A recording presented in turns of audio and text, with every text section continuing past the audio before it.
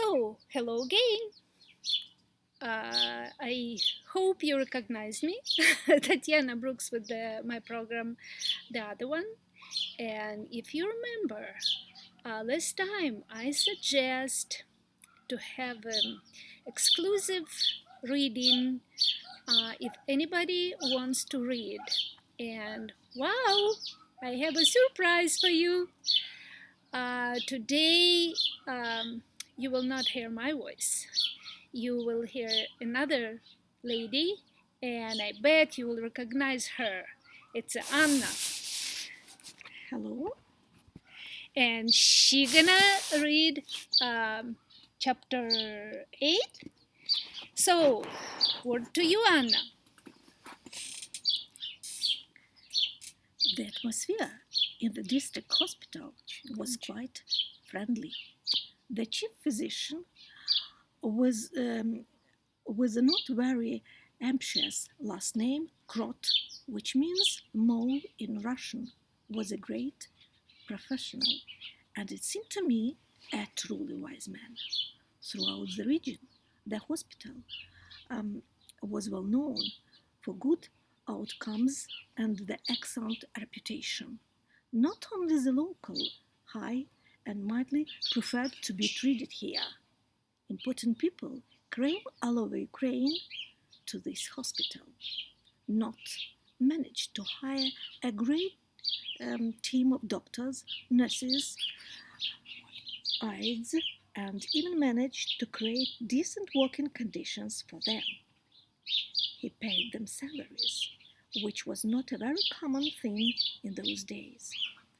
Even American humanitarian supplies given to almost all medical institutions at that time were actually kept and used in the hospital, not sold to put money into his own pocket. But as congenial as he was, he couldn't hold his subordinates accountable. Once I had him giving advice to his doctors during one of those rounds. Do your best to save your patient from suffering. They are already suffering enough just by being here. In my opinion, this wasn't something you would often hear from a doctor, though maybe I just hadn't come across such doctors. No matter how you sliced it, on the way to my recovery, I wouldn't face my obstacles, that I wouldn't have to overcome the lessons I would have to learn by heart. Next morning, after their rounds, our consulting physician, a man with incredible blue eyes and resembling Aramis in looks from Three Musketeers, brought me a bottle of yellowish liquid and another one with Novocaine. He gave me a shot of morphine, reminding me that today was the last day for this kind of easy pain relief, and that tomorrow I would have to live without it. After this, he told me to free my legs from the bandages. I sat up straight and looked at my legs. Limbs had seeped through the fabric, making my legs look like a bark of an old tree, all the way to my groin.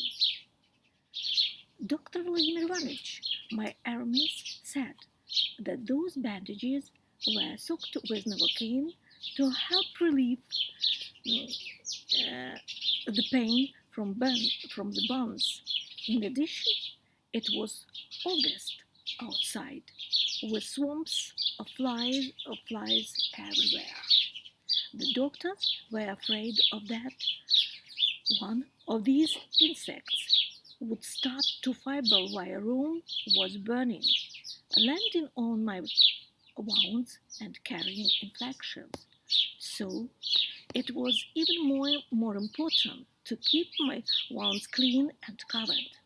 Dr. Aramis said he would check back on me in a few hours, generously pouring from both bottles of fluoxetine and the Novocaine of my feet, unable to hold my tears within. I started to free my lower extremities from this sodden fabric. The torture lasted to less than 2.5 hours, and the result forbade me. There was no skin on my beat. There was no skin on my legs. In a few places, I saw pieces of white cloth, which turned out to be bits of my skin. The burnt areas were shimmering with red, black, and pink colors, and in some places I could even see a white bone. The tears were suffocated me, and I uncovered all my leg. Once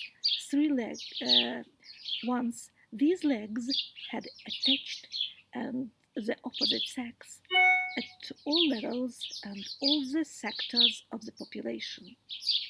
According to the roughest statistic calculation, the part of my body always got the most compliments, starting with the most sophisticated phrases and ending with, "I'm going to get lost in those legs tonight," generally adding the crudest of gesture and facial expressions. My companions in misfortune didn't stop me from crying. They offered no sympathetic phrases. They knew that not everyone could handle such a reality without tears, but Hermes, when he found me in tears, was surprised. "Does it hurt?" "No," I said. "Then why are you crying?" I couldn't explain, but continued sobbing. The doctor, clearly not understanding my tears, got right down to redressing my legs. He, unlike me, seemed to be quite satisfied with what he saw. "Good," he kept saying. "Great." What exactly was good and was great, I didn't see. Exhausted after such words, the horror of disfigurement, and under the sway of the morphine, I fell asleep.